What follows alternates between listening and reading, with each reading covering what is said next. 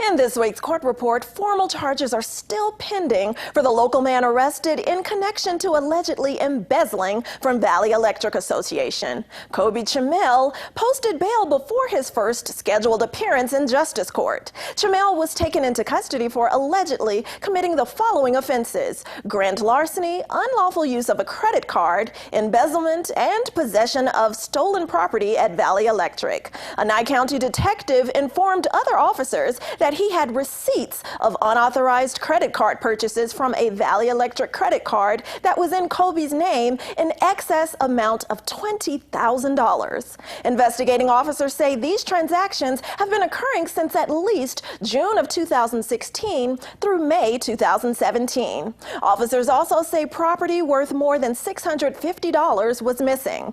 While being interviewed by officers, Chamel admitted to making purchases using the credit cards without authorization.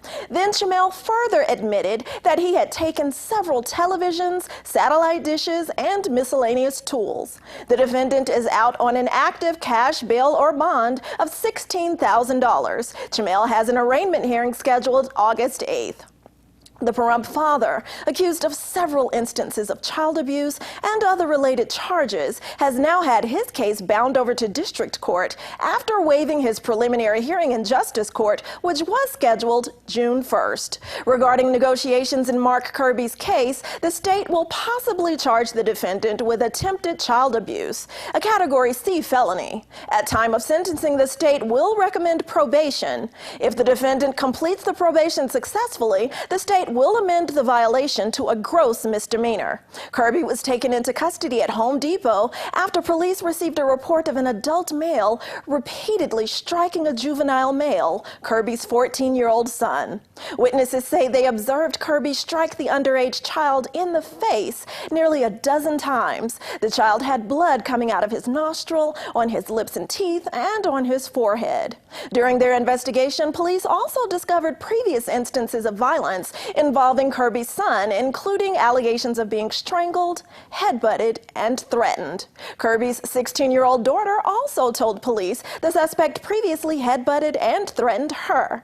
Kirby currently faces a total of 10 charges with different dates of occurrence, including 8 counts of abuse, neglect, or endangerment of a child, assault with a deadly weapon, and coercion. Kirby currently has an active cash or bail bond of $50,000 and is scheduled to appear in district court August 14th.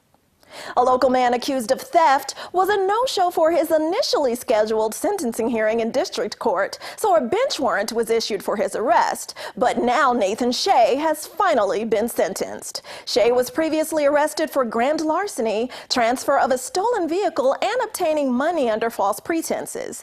Police arrested Shea after they responded to a home on Wilson Road following reports of a stolen quad. After being bound over to district court, Shea had 2 open cases with charges including offense involving a stolen vehicle, possession of a dangerous drug without a prescription, and possession of a controlled substance. The court sentenced Shea to 24 to 60 months suspended with 5 years probation with all the special fines and fees. This has been your court report. I'm Eunette Gentry for News 46.